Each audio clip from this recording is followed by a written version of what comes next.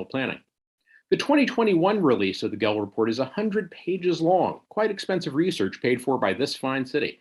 Now, nowhere in that 100-page expensive as green vegetables or home heating in the coming winter study does it advocate for more commercialism in our coveted green spaces. Quite the opposite, really.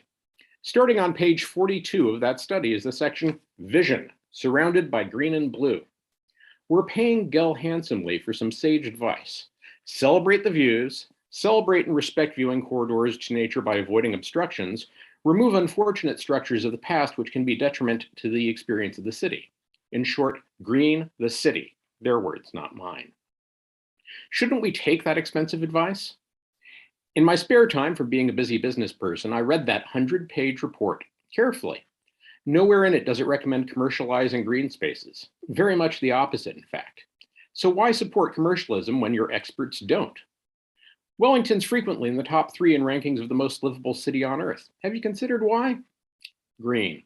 The accessible greenery and trails for walking and hiking that literally no other capital city in the world offers. We're unique in the world. Yes, some cities have great greenery in places, but from the chasms of Vancouver to the Temple Pass of Kyoto, those places are also despoiled by coffee carts, curio vendors, $1 birdseed machines, t-shirt shops, ice cream trucks, brake hire sheds, commercial sporting events, dog washing stations, and 1,000 other possible ways the city environs can be ruined for a cash injection that can be better achieved by taxing landed gentry like me. Do our green spaces require more noise, visual clutter, and litter? So much litter. Commercialized green spaces would be the first step in ruining our global status and our way of life. The draft policy claims all the commercial activities will be of low impact, using the dirty dialectical trick of failing to define what low impact even means, and goes on to say large-scale events will be allowed by delegated authority to officers without any public input. Fascinating concept, these low-impact, large-scale events. Then the draft vastly broadens the potential sites by saying the activities listed can take place on any formal and legitimate track network in any reserve or Wellington town belt, and attaches maps of the entire, expletive deleted, track network. This council is proposing allowing broad commercial activities on vast areas of the town belt to be allowed by delegated authority to officers, quite contrary to the spirit and intent of the Wellington Town Belt Act of 2016 or the Town Belt Deed Act of 1873. By lumping the sites together in the current consultation, it effectively eliminates further public consultation and thus, contrary to both public interest and the intent of the acts, and instead proposes delegated authority to be given to anonymous appointees to make decisions in secret. The council and councilors are trustees under the act. They, not the staff, are entrusted to protect and enhance the town belt's accessible and natural environment and free public recreation.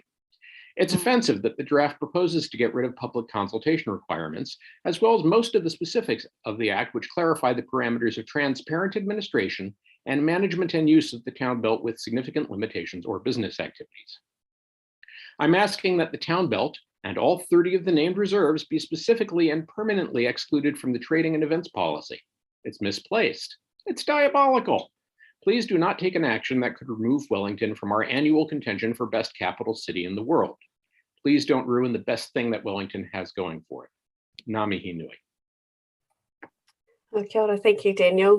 You fit within the time, so there is time for any pātai, any questions. If any councillors have a question for Daniel, Councillor O'Neill. Kia ora, Daniel. What a wonderful presentation. Thank you for all the effort you put into visually. Sorry, you're dropping out, Councillor. I was just saying thank you, and especially thank you for all the effort you put into the visual representation of your submission. My pātai question for you is, in terms, what would it be like if the proposals to get rid of consultation were taken out and instead, you know, a consent was, say, taken to something called a regulatory committee where a small group of councillors consider the regulatory impacts of that, and we can kind of inquire about, you know, traffic management plans and environmental impact plans for public trading? Sorry, it's a complex question and time is limited. I am in favor of anything that brings in more public sentiment. At the same time, we do hire you people to do a job and do it professionally. Things where it changes the very face of the city, I think, are of extra consideration and should probably go to a full public hearing You can ruin our reputation once, but rebuilding it will take a lot of effort.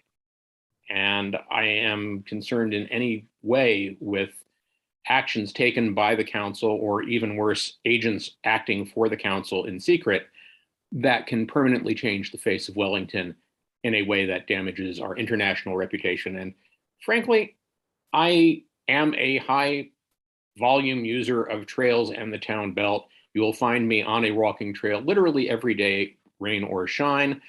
And I don't think it would be benefited from, I don't know, an AI Starbucks hut and extra coffee litter on the trails in Otari or up above my house. Kia ora. Thank you, Daniel, for taking the time to come and kōrero with us again. I appreciate you doing so.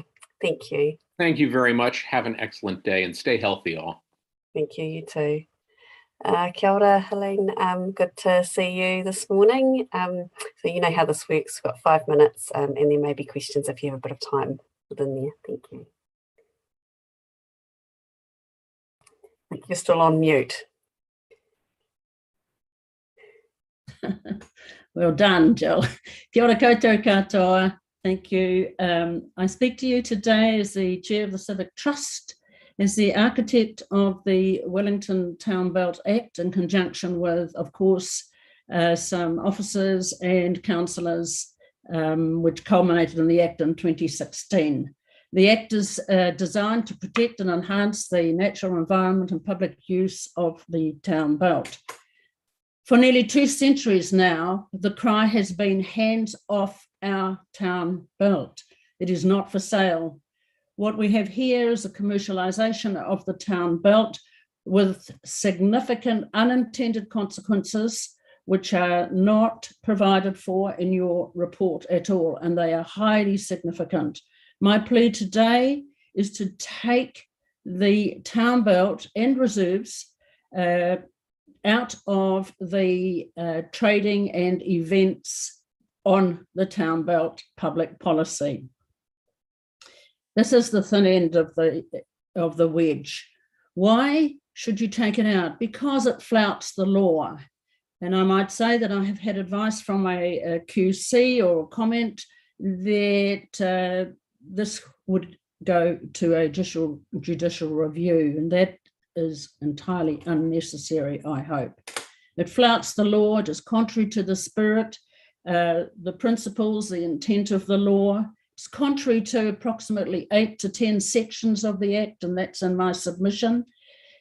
It is contrary particularly to your role. You have a special role, not just as councillors, but as trustees, a higher, perhaps a higher role than that of councillor. But what is proposed is that you abrogate your role. I hope you will not do that. What is also proposed is that decisions relating to the commercialisation of the town belt be made now in secret and delegated authority. I hope that you will delete that, and that you will take instead into consideration the importance of the co-management by mana whenua and the public consultation proposals which were built into the Act. What you have here is something that will allow the officers to commercialise all tracks. They are identified by maps, and all tracks that are not yet identified. That is plainly unacceptable. What you have here is the delegating to officers in secret large events, despite the fact that there is stated that these will be low impact, low level events, such as regular multi-sport, completely contrary to the Act. I urge you to take your responsibilities as trustees seriously. I urge you not to put shops and businesses on the town belt, which is what these trading and events amount to.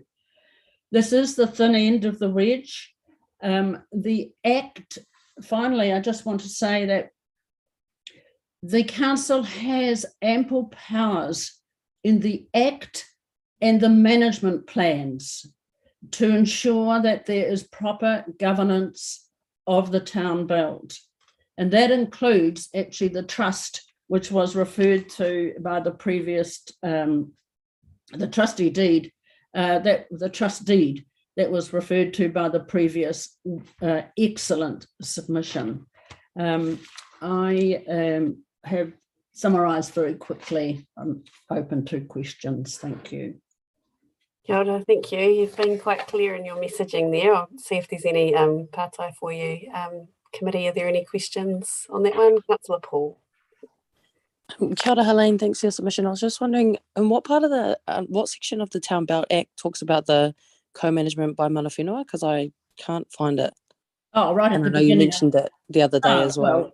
Perhaps, Tamitha, would be great if you, I could provide you with the act, but the officers can too. It's right. I'm looking at it right now. It's right in the beginning in the principles. Cool, thanks. I'm just going to find it. Okay, good. I can't see you. You're hidden. Where are you?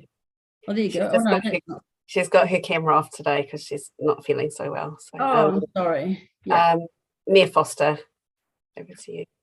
Can't see him either. Where is he? Oh, there I'm he is. here. I'm here, Helen. I can see you. It's always nice to see you.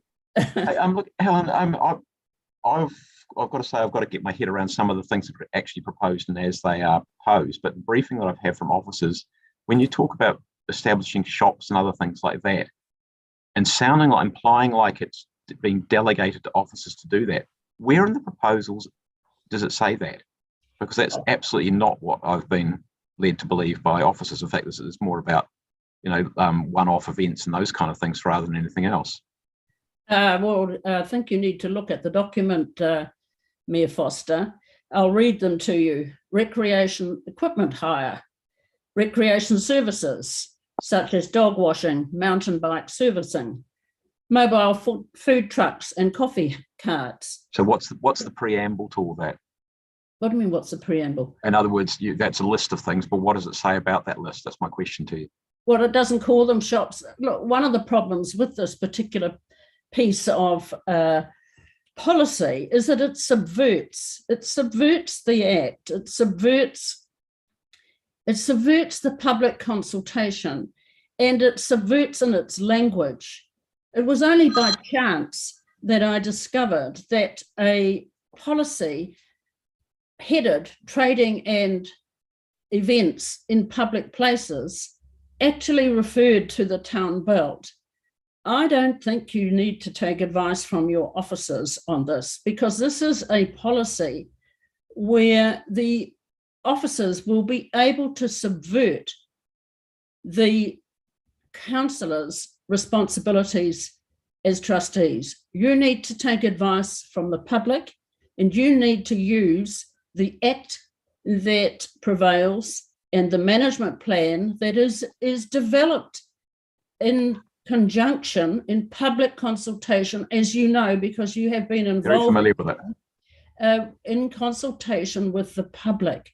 The officers want to ensure that they can basically commercialise the town belt and do what they like over all the tracks, over significant sites like the major events on the top of Mount Victoria. That's going to go down well in the city, that's for sure, and it'll affect the whole city if you have homegrown sitting up there. You are going to have major unintended consequences there. Paid car parking, extended car parking, all proposed in this policy. You need to look at the policy. You need not to take the advice of officers in this instance, because they are actually, I can't think of another word, so I'll have to say campaigning. There's another word. Endeavouring to use this policy in order to advance their powers. You have the power, and you have a special power and a special responsibility. So more car parks. I was going to say thanks, Helen. That's a full enough list, I think. Thank you. I think the chair wants the chair back. Yeah, we've got more people waiting, but thank you very much for taking the time to come and share with us. We appreciate you doing that. Thank you very much. Thank you. Don't ask me to do it again, please. Thanks. Bye. Thank you. I would like to welcome Cameron Batley. No mai haere mai. Turn camera on, Cameron, and you'll have 5 minutes. And if there's any time within that 5 minutes, we might have some questions from the committee. Thank you. Fair enough. Can you hear me now, Councillors and Mayor? Yes. Thank you very much. And good morning, Mr. Mayor and Councillors. I'm Cameron Batley, obviously. I'm the owner-operator of Werewolf Walking Wellington. You may remember me from my previous submissions. Thank you for allowing me to speak today. I'm just going to take it as a given that we're going ahead with the licensing as proposed in the talk today about concessions to use Wellington City Council lands, specifically when it comes to the use of dog handling for commercial uses. I'd like to talk to you today about recognising dog handling as an industry that's relatively low impact to Wellington City Council grounds to other users and to the public. That as a low impact industry, responsible commercial dog handling generates little to no upkeep of Wellington City Council grounds. That's not already covered by individual dog registration, and by that I mean things like signage and poop bins and such and so forth. Additional proposed licensing fee that we have coming up is would of course cover the cost of the course and the licensing itself, leaving the concession fees for City Council grounds. It's my recommendation that all concessions City Council areas be combined into one concession for the industry of commercial dog handling. That should be a 12-month concession, and that the fee structure that's been proposed.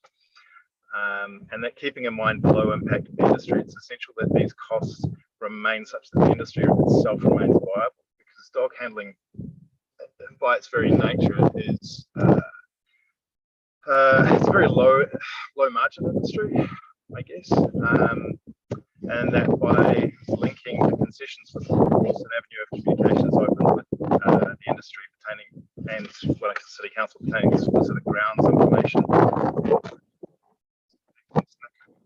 through the course. You're just disappearing a bit there, Cameron. Maybe you're not talking quite straight into the microphone. What do you need to hear again? We probably haven't heard about the last 4 or 5 sentences. You're outside and you're getting a little bit of interference from the wind. Yeah, okay. I'll just wind up a window real quick. So I'm just reading it off. Okay, so my recommendation is that all concessions to use Wellington City Council areas for the purpose of commercial dog handling industry should be grouped into a single 12-month concession, and a fee for this should be incorporated into the licensing course fee structure. Keeping in mind the low impact of the industry, it's essential that these costs remain such that the industry remains viable.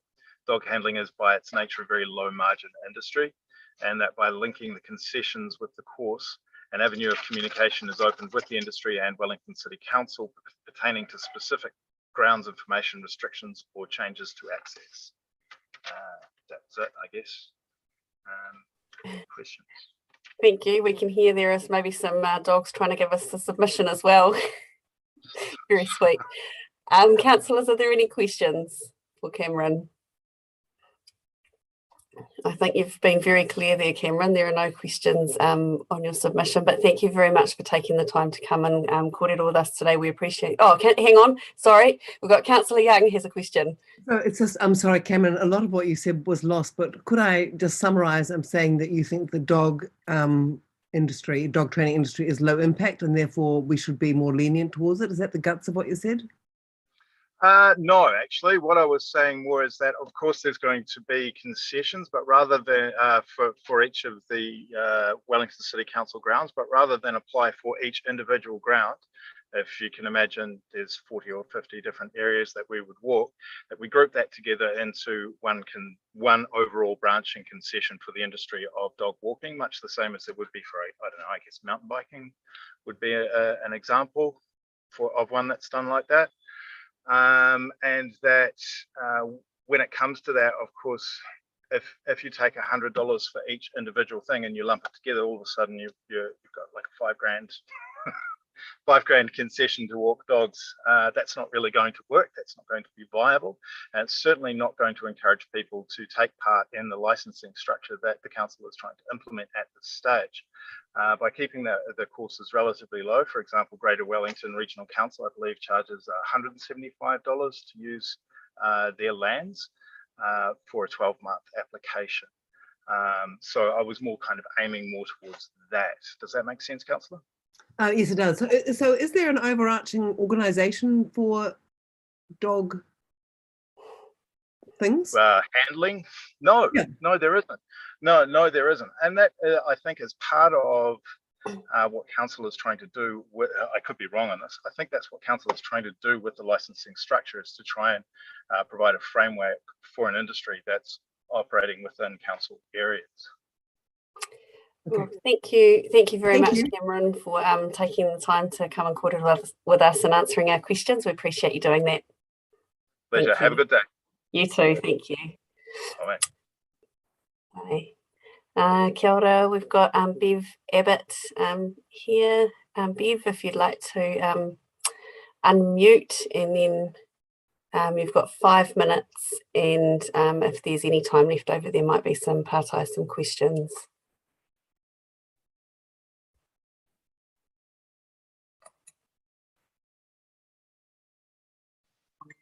You able to? Oh, yep, there we go. Not sure if you're able to turn your camera on as well, Bev, but otherwise you can get underway with your submission. Thank you.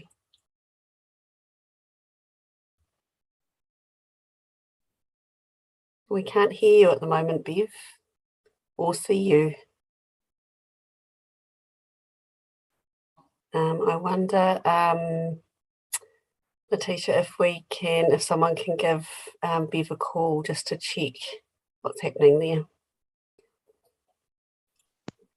there. Yes, Sean can give Bev a call. Cool. We might go, should we go on? We could go on to Robin. Robin, are you there? We could go on to your submission while we're sorting out what's happening with Bev. Kia ora, Robin. Are you there?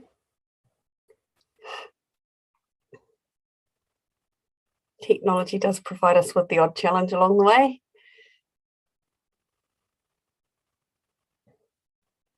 Robin, are you there? Can you hear us? Robin Buxton. Oh, kia ora, Robin. Are you able to hear us? Right, I can hear you. Great, and we can hear you. So Robin, if you'd like to do your submission now, you've got 5 minutes, and if there's any time left over in that 5 minutes, there might be some questions from the committee. I am a founding member of the Friends of the Wellington Town Belt and have lived all my life within the no more than 100 metres of a boundary of the town belt, including at the lower end of Mariri Road in Kelburn, which at that time was a jungle rather than a garden. The botanic gardens are on town belt land. I'm only really talking to the town belt, not to other reserves. I have been actively involved in promoting the values that I regard as paramount in enhancing a livable city for ourselves and the coming generations. It belongs to the people of Wellington, not the council or any one or more interest groups. I have always been dismayed by the council's actions and those of many of its staff to ignore the obligations that fall on those who are guardians of the town belt for further generations. From time to time, I would inquire of council into how much money was in the reserve fund required by the Municipal Corporations Act to be paid by developers for promoting a subdivision or selling a reserve. The council never, to my knowledge, abided by the legal requirements of that act. They never support or maintained a reserve fund, and I never encountered a council officer who was aware of their statutory obligations and its auditors who ignored this blatant disregard of those provisions. It is the councillors, their staff and council who ignore the legislation and have done so for at least 50 years to my knowledge. The new policy effectively, in my view, proposes to go on ignoring the rules and merely stating that the legislation must be complied with is a totally inadequate provision. Both council and its staff must be educated so that they do not go on paying only lip service to the law and their purposes the current put in the current proposal. We have already lost a third of the original area, and we still retain is constantly under threat of loss. Commercial exploitation is not available to meet current lands of all the citizens, or it's not available. For instance, in the paper, there was a suggestion half of the Berrimpore golf course be turned into high density housing. That's town built land, and that should never have been considered. I won't go into details. 5 minutes could only touch the surface, but a council publication could go some way to make people aware of what is at stake, and council could easily produce that, I would think. Council did appoint an officer to guide council's approach to applications, but it took about 2 years for the Friends to organisation to make him aware that he should be doing what he should be doing, and then he moved on. The current proposals do not emphasise the use of the town built must always only be in accordance with the current legislation and management plan, and cannot be treated as meaning that anyone approval sets a precedent, effectively meaning that any previously approved proposal must be followed in future. When I lodged my reasons, I had not read the policy document and only had a day to try and find out what it was about. When I later went into what I call the Central Library to get a copy of the policy document, the staff initially said no such document existed. They eventually searched and found one copy of the July 21 document, but would not give it to me, but did not, or let me take it away, and eventually gave me a photocopy, but not the December 21 document. That's not consultation.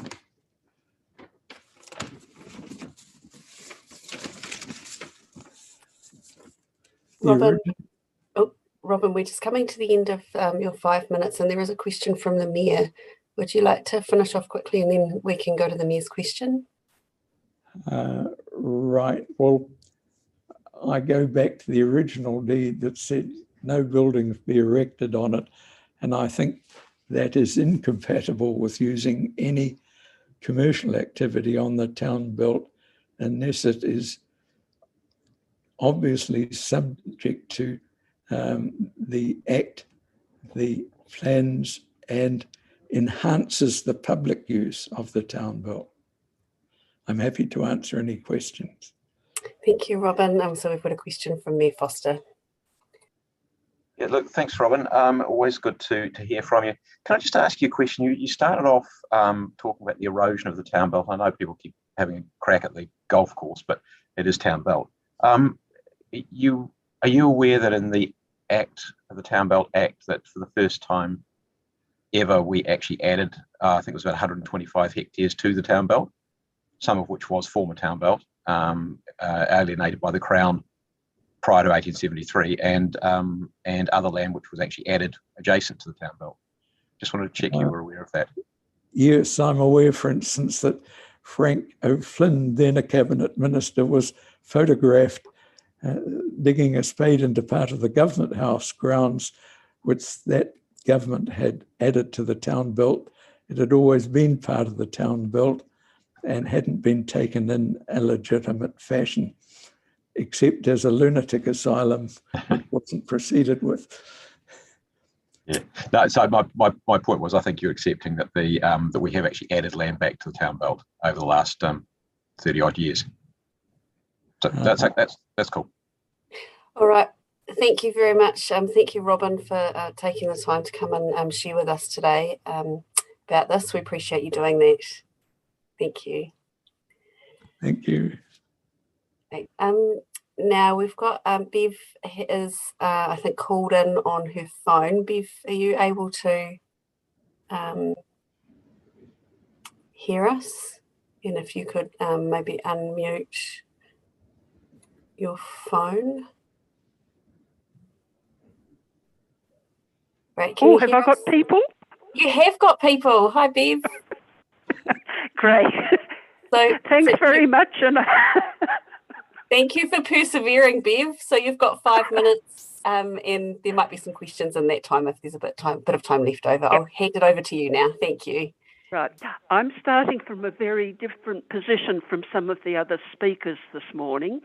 I'm assuming you've passed the policy and you're now working towards implementation in July. So not going to relitigate a lot of other things. Want to provide you some thoughts on how TEEP should be implemented at Otari. I'm getting repeats on. No, never mind. Now, the trust, I'm speaking on behalf of the trust. We have no governance roles. We're like many businesses around town. We've lost 2 of our major sources of income. Did I lose you all then? No, you're still there. I think maybe your computer, you're hearing us, you're hearing it through your computer as well, aren't you? Pardon? You're hearing yourself through the computer as well, I think. Oh, yeah, I think I've just disconnected that. Okay, we lost our 2 major sources. Oh, yeah, so how do I get myself? I'm hearing myself through maybe jump into are you able to jump into a different room or something? Or turn your computer off?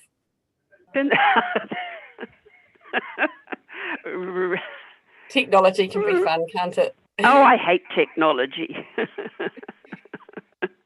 Now it's asking me to leave the meeting, and I don't want to do that.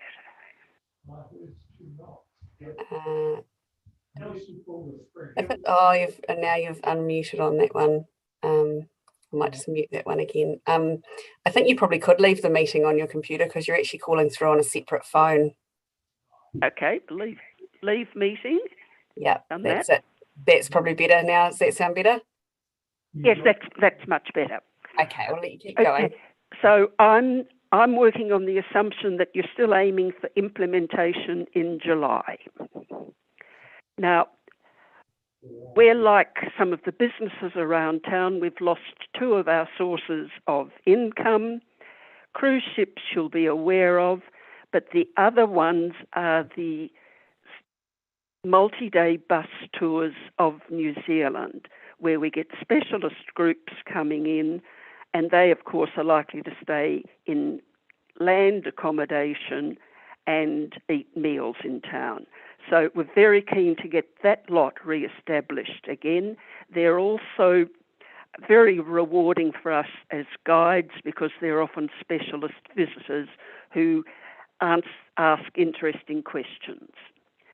Now, I was very pleased to see that all applications will require a full impact and benefit assessment against the policy management plans, legislation, and any other relevant council bylaws, plans or policies.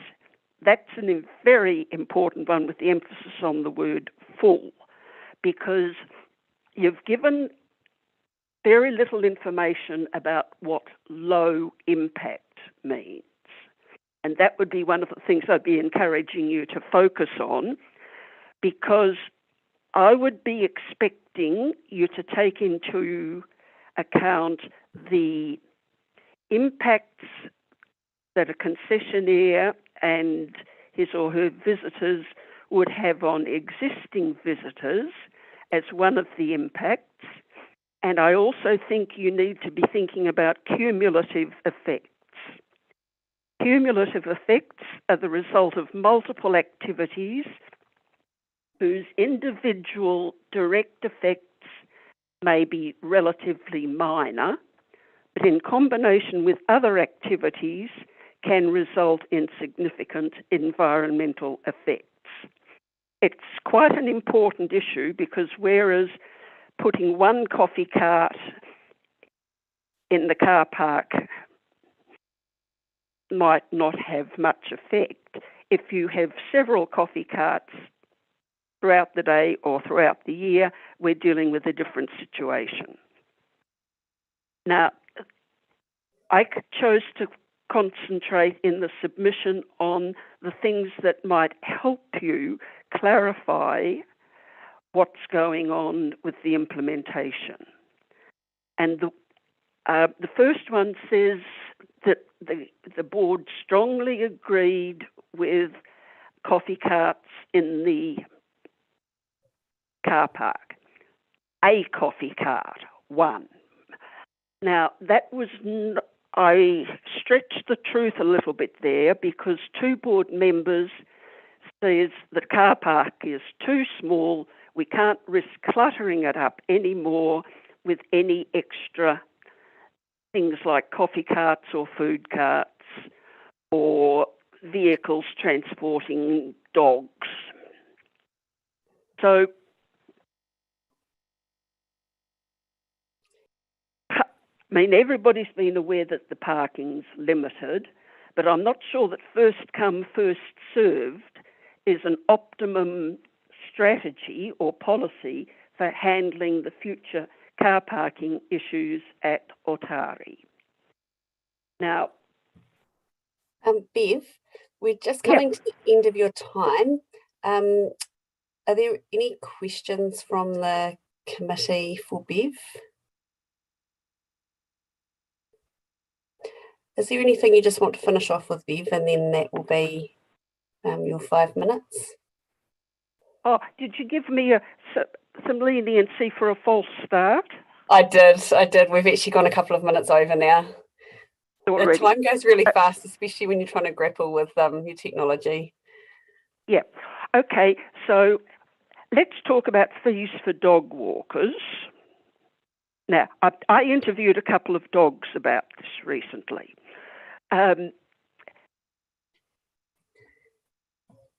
If you charge for individual people, I think you could consider charging for individual dogs.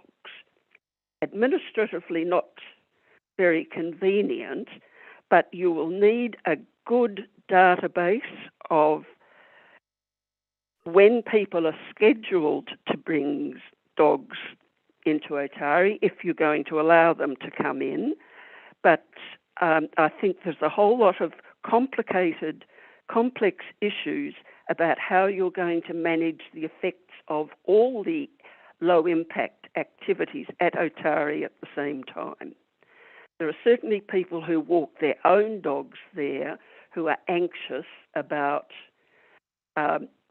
unspecified numbers of dogs coming through and the size of the groups. In your original draft, you limited them to 6, but now we understand it might be as many as 12. And I'm now getting the impression they might want to be able to come have more than one group in Otari on any one day. So I think there's a lot more talking, and I suggest you get some Otari people, and it could be the staff and some of the dog people together, and also the GW people, because I've got at least 2 emails telling me about instances with commercial dog walkers which were upsetting for people who don't like dogs. Right, thank you, Bev. We will need to stop there so that we can stick to our schedule. But thank you very much for taking the time to come and share with us today. We really appreciate you persevering, and it was good that we got to hear from you. Yep, and I might write you a letter because I've got a lot more I want to say. Thank you. You can do that. You know how to send that to us. Thank you. Yep, good. Okay. Thank you. All right. So to the committee, this is a time where we have our break, our 10-minute break. So we will come back at 11:40. I noticed that we do have you there, Lorraine, and yeah, we'll come back after the break and we'll get back into the submissions. But so councillors, if you want to make sure you turn your cameras off, and see you in 10 minutes. Thanks.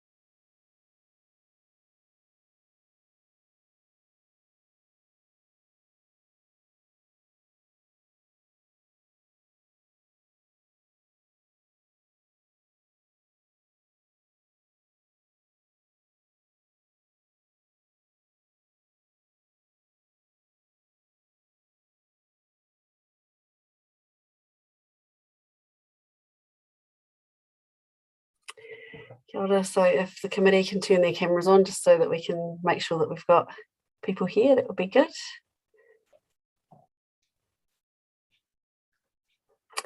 Great, I can see that we've got the numbers, that's helpful. So what we're going to do now is the next submitter is Angela Roswell. Haere mai, Angela. So Angela, you've got 5 minutes, and if there's any time for questions within that, we'll go over those. Just need to unmute yourself and then you can take it away. Thank you. Morena, thank you. Okay, well, we submitted that while we're largely in support of more trading going on in public places, because we love to be able to buy things in public places, what we were mostly concerned with is Matarangi, Mount Victoria, which is right on our doorstep, and it serves as a community space for us, a green space for us. And we really just had more questions than anything for the council, like what is the vision for the hillside? If there, we would like to know, we can see that the hill has been taken away from being part of our ward and is now a town reserve. So we wonder, does that mean that it doesn't belong, it's not our community space anymore? And we're comfy to share it with Wellington and everywhere, of course, because it is fantastic, but it's like we don't have any say in it. And we see that there are mountain bike tracks being built, and so there's just lots and lots of development going on in there that we don't ever get to hear about until it's done. And we wonder how is that going to be managed in future? Has anyone got any comment for that? Being that it's a submission, usually what we're doing is we're hearing from you. We're not, it's not necessarily a backwards and forwards situation. We're here to listen to you and to hear your thoughts. Right. So our thoughts are there's quite a gap there, and it just leaves us as a community not knowing what's going to happen to this fantastic resource that we've had. And we're looking at the spatial plan, the district plan, the ideas that are coming out of that for how our people and the people who are going to come and live in our community are going to have access to green space. Does this mean that we will have less access to green space? Does this mean that we have to share it with more people?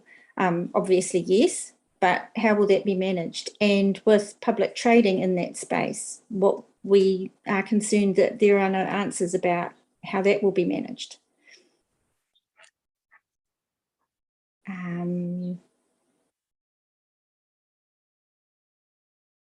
We wonder about, like, we've got, as an example, we've had the Pyrie Street Park, our playground, a fantastic resource, has been redesigned and it will be redeveloped. And we've been told that there cannot be toilets there, which is a problem because we have lots of littlies who are there and it would make it a much more enjoyable space. And we wonder if the council could look at using some of the nearby community facilities or nearby facilities that aren't open to the community and opening them up to the community, like the Mount Vic Bowling Club, using that and opening up the toilet facilities there, cafe facilities, that sort of thing.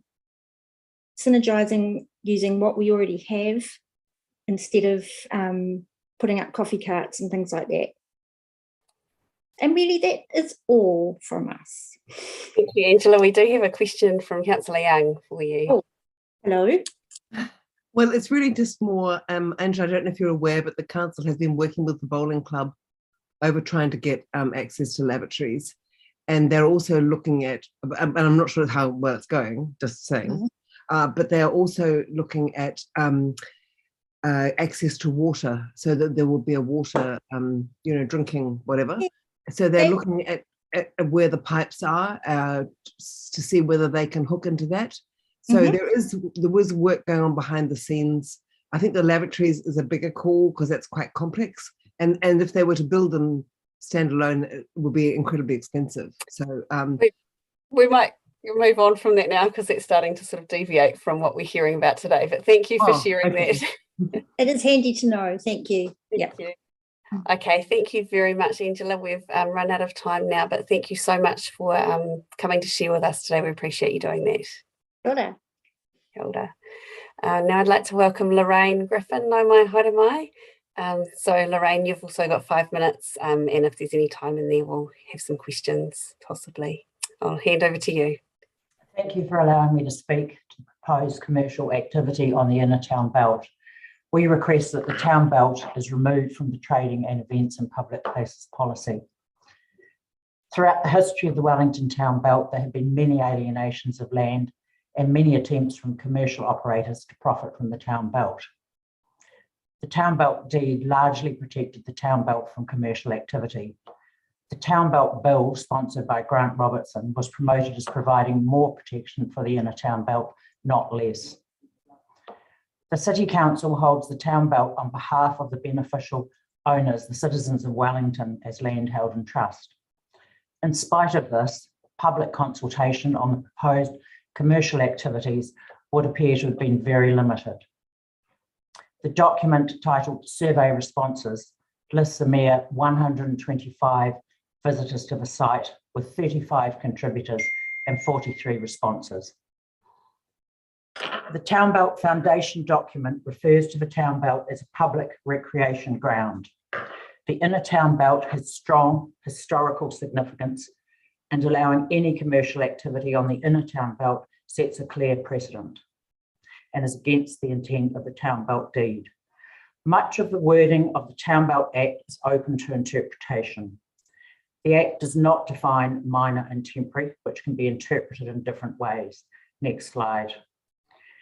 A campground, for example, could be considered minor and temporary because vehicles come and go, and it could be interpreted as a temporary use with minor impact. Previous applications for commercial use include a camping ground on the Town Belt near Tenera Park in Brooklyn, operated by a commercial operator, Kentucky Camper Vans, a subsidiary of Chase Corporation. This was designed for overnight stays for their vehicles prior to heading to the South Island. Next slide, which was the previous one. Other proposals include a revolving restaurant on the top of Mount Victoria, a gondola requiring closure of a link road to Mount Victoria Lookout, and a second restaurant on Mount Victoria with an associated tourism venture, including a luge. Next slide. Public opinion and the Town Belt deed prevented these and many other projects proceeding. The principal purpose of the Town Belt is to provide free, accessible, open, natural space for unstructured passive recreation. A previous Wellington City Council survey was reported to find the majority of use of the Town Belt was for passive recreation, largely walking. One submitter proposes commercial dog walking of packs of up to 15 dogs with one walker. That is not recreation, except perhaps for the dogs. Many walkers may feel intimidated by packs of dogs, and one wonders how the waste would be managed with a single dog walker. How will large commercial groups of runners coordinate with commercial tours and commercial groups of mountain bikers? Will bookings be required? Scanning in, perhaps? How does that fit with the concept of free public access? Commercial food carts will inevitably generate rubbish and food waste and impact on wildlife and encourage vermin. There are many reserves and parks that are not on the Town Belt that would be more suitable for the activities proposed.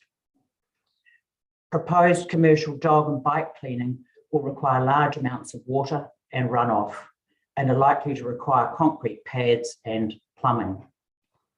Unencumbered open space is rare and precious in a city environment. Predictably, there will be ever increasing pressure for more commercial activities as groups and individuals push their own agendas at the expense of the general public. Permitted activities will be at the discretion of council officers who inevitably come and go over time. Personal interpretations of objectives for the Town Belt will vary. It is proposed consents will be streamlined with no public input. Large-scale regular events are proposed, which will require appropriate support structures, unlikely to remain temporary over time. We request the Town Belt is removed from the trading and events and public places policy. Just as amendments to the Town Belt Act could remove restrictions, We hope consideration would be given to amendments to strengthen the protection of the town belt. Many Wellingtons that have gone before have fought to protect and prevent alienations and encroachments, and to have alienated land returned to the town belt. This proposal may well undo much of their hard work. Thank you. Oh, kia ora, Lorraine. Thank you for that. And I've just had a message to tell me that that was 5 minutes. So well done. You got it in the 5 minutes. And I can see there aren't any questions. So thank you so much for taking the time to come and share with us, Lorraine. Thank you. Okay, now I'd like to welcome Kathy Knapp. Nau mai haere mai, Kathy. So we've got 5 minutes and over to you. Kia ora. Kia ora, tēnā koutou, ko Kathy Knapp toku ingoa no Estonia, Ingarani, me ko te rani o ku tipuna, kei te noho o ke pōneke. Hi everyone, my name is Kathy. I'm submitting as an individual today. I am an accredited dog trainer through the International Association of Animal Behaviour Consultants, a certified trick dog trainer, trick dog instructor. I've been teaching dog training classes since 2014. I also hold certificates in regulatory compliance, and my day job is in financial markets regulation. So I'm here submitting on a very narrow focus, which is about how the trading and events in public places policy impacts dog walking and dog training in these public places. We're very lucky to have access to these public places to conduct dog training classes. And I strongly support the inclusion of trainers as part of the registration program. I'm really pleased to see this move towards a structured professional dog care system in Wellington. I am particularly keen to see the original proposed limit of 6 dogs per handler kept. That aligns with international best practice. It helps protect the public to feel safe. It ensures that the dogs have adequate attention and focus. But I would hope that for people conducting training classes that we could have more than 6 people per class, because you'd have 1 handler per dog. So in a dog training class, we'd have, say, 8 people attending. Each of those 8 people have 1 dog. So you've still got a good human to dog ratio. And my final point is that I would really hope that the council or animal services are adequately resourced to regulate this, to create a licensing or registration system that's fit for purpose, that's designed by experts and meets the needs, and that clear guidance is provided about the expected conduct of registered dog walkers and trainers, and that there's appropriate enforcement mechanisms where needed. And that's it, that's my submission. Very succinct, thank you. Were there any questions for Kathy? No, I think you were very clear. Thank you very much. It's very helpful to hear your perspective and to hear from you again following our last consultation. Thank you, Kathy. Yes, yeah. Thank you very much. Okay. Now we did have Ellen who was up next, but she's not quite here with us yet. So we'll move on, and we've got Rachel Hamilton-Williams here. Kia ora, Rachel. So you've got 5 minutes, and if there's any questions within that time, kia ora. Kia ora, thank you.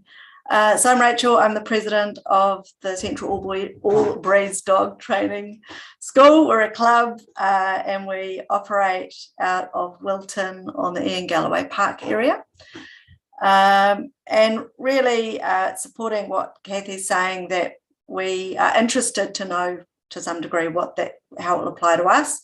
We are interested in the practicalities of, we're a club, and so while we do charge people for classes, we don't charge so much.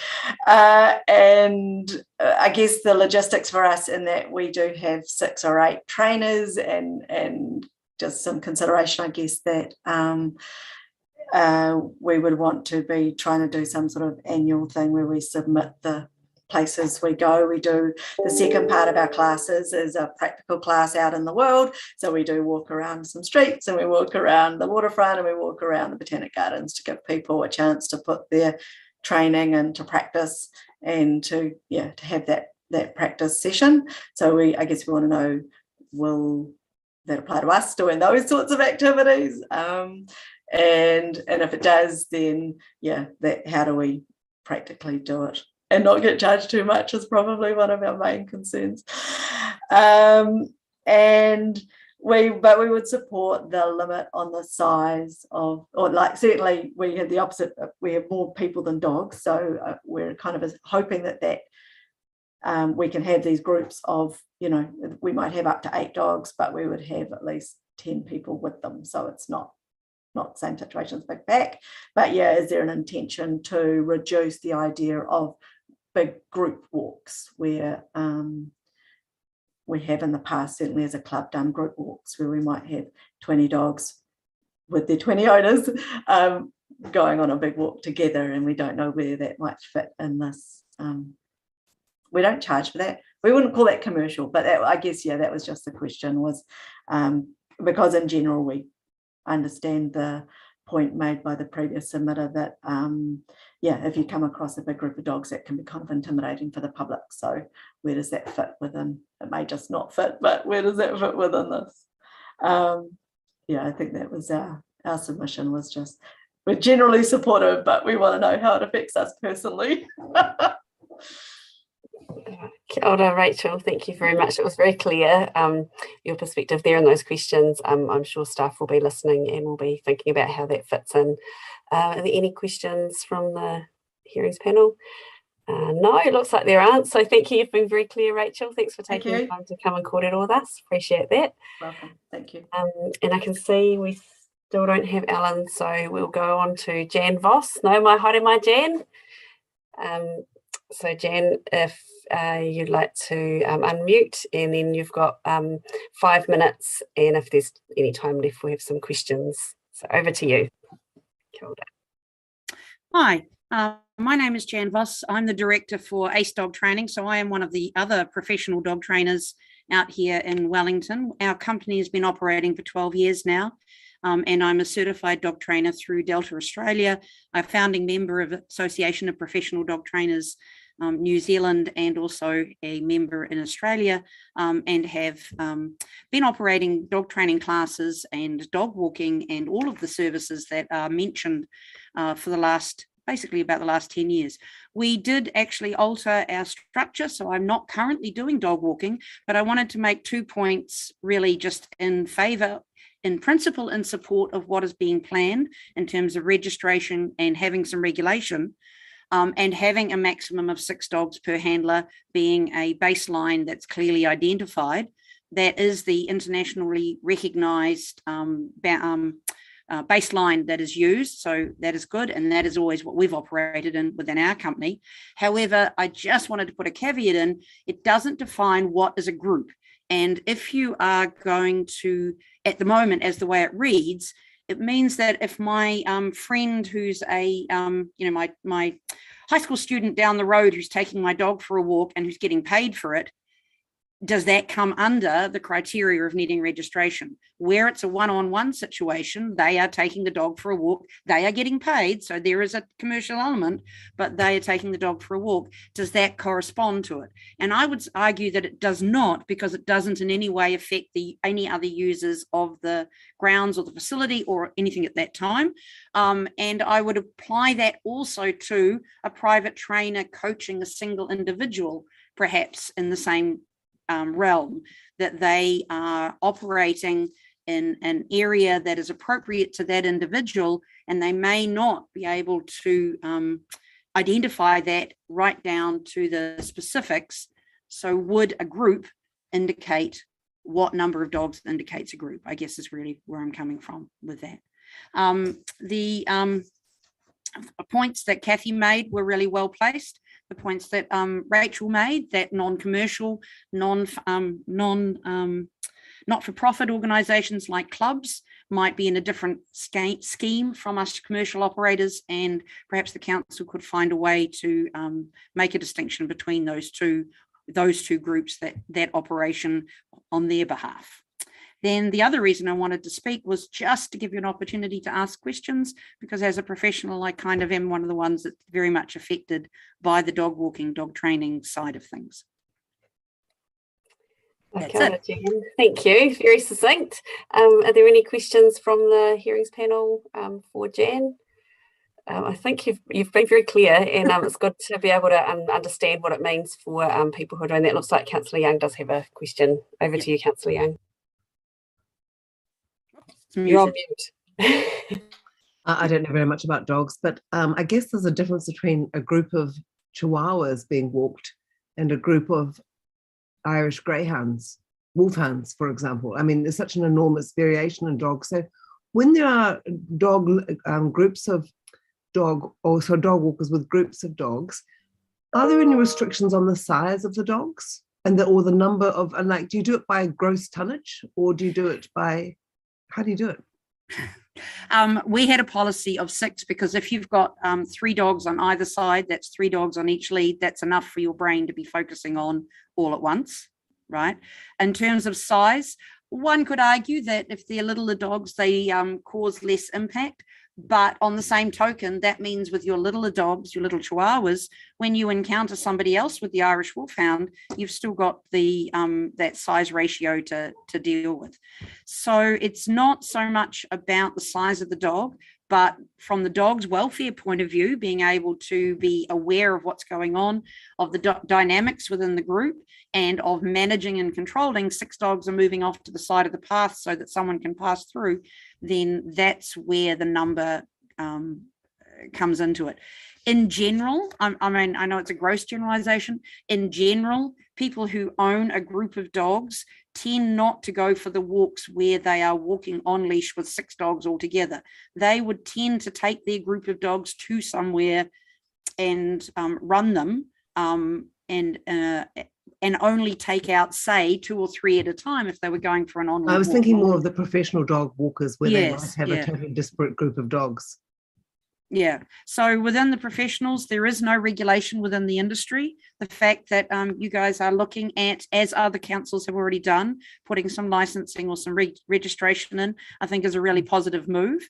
I don't want to see it be too so restrictive that it becomes economically unviable. But at the same time, I do want to see the welfare of the dogs being taken into consideration and the impact that it can have on the public when they encounter a group coming towards them, whether they've got a dog with them or not. That's very helpful. Thank you. Oh, kia ora.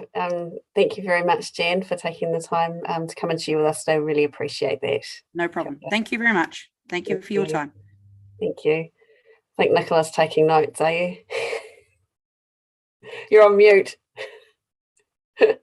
Mentally, I am. You all know I'm on a learning curve on this thing. It's great to see. Thank you. But in Buenos Aires, I did see someone with 25 dogs, one dog walker with 25 dogs, and I thought that was a terrifying proposition. That does sound terrifying. Now we have Alan Blake here. No mai haere mai, Alan. Thank you so much for joining us today. And so you've got 5 minutes, and there may be some questions if there's some time left in there. Thank you. Over to you.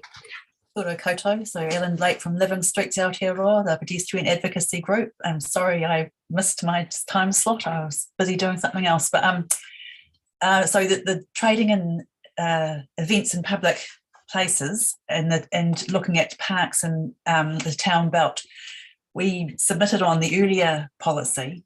And one of the things that we said was that there isn't really a good overall vision for what is meant by the use of public places.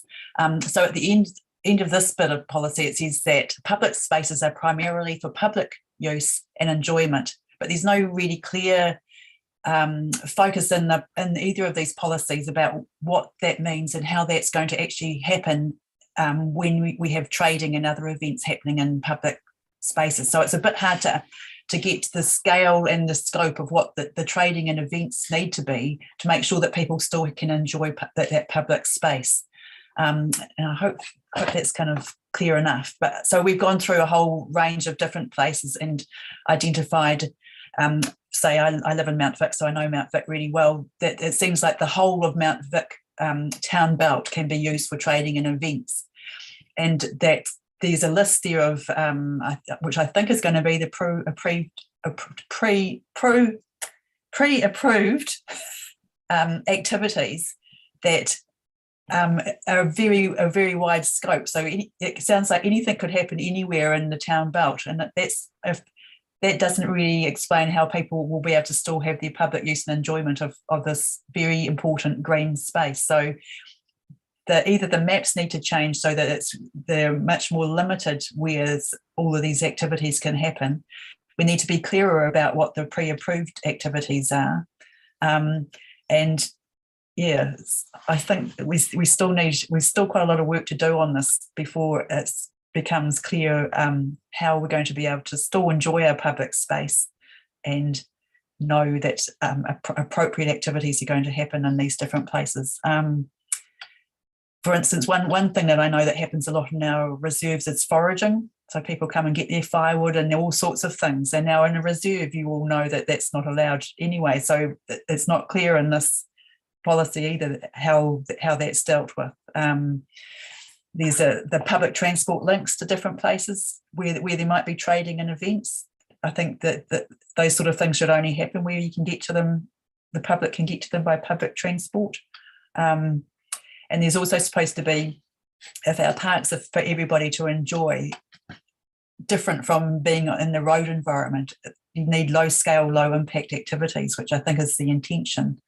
And for instance, mountain biking couldn't be considered a low impact activity. It has significant impacts on our parks.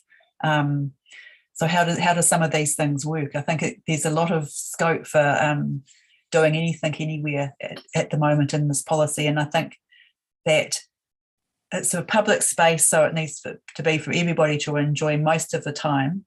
And one of the things that we noticed was that the pedestrians seem to be something that you have to reduce the impact to a minimum rather than enhance it. So it's a slightly different focus. So we should, all the activities and events, particularly in our parks, should be enhancing the experience, not something that has to, the public experience has to be minimised, the impacts on. Anyway, that's a bit of a rant. I'll stop there. Kia ora. Thank you, Ellen. Were there any pātai for Ellen to the panel? I think you've been very clear, and thank you very much for coming. Did you have something else? One little thing I'd like to say then is that I don't know that some of the activities that have been identified clearly set out that children should be able to play in all of these places at all times, and that some of the things that should be allowed providing for children to play, and I think of Glover Park in particular, which used to have a children's play area that got taken away, and now it's a place for adults to sit around drinking, and that they've limited a lot of the activities there to support the existing use of adults sitting around drinking. And I think that our parks cannot be allowed to be taken over by adults doing adulty stuff, and not places, particularly in easily accessible central areas where children can access properly. I think it's really important to make sure that we don't limit some of those experiences. For instance, in Waitangi Park, there's a little children's play area there with a little shop, and in that situation, that shop isn't protected, so you could still have other, food carts coming along. But there seems to be a bit of inconsistency in how that's addressed. Obviously, children's play areas need to be healthy food places as well. So anyway, stop there. Thank you, Ellen. Those are really good points to add there at the end. Thank you very much for taking the time to come and kōrero with us today. Appreciate you doing that, and we're pleased that you could make it in to talk to us. Okay, cool. Thank you. All right, so that's the end of the submissions. So what I'm going to do now is ask Letitia Lowry to introduce the report. So Letitia, over to you. Kia ora. So we've heard the hearing, so I'm just going to request that we receive the information and thank the submitters today. That's all. Kia ora, thank you. Does anyone have any questions? I can't imagine you have any questions before we move on to debate. No, good. And I'm just wondering, I'm happy to move this if there's a seconder. I'd like to second this. Thank you, Councillor Young. Right, is there any debate? Anything anyone needs to say? I can't imagine that there is. It's fairly straightforward. It was good to hear from the submitters. And so what I'll do now is, seeing as it's been moved and seconded, we'll put that to the vote. So please vote accordingly.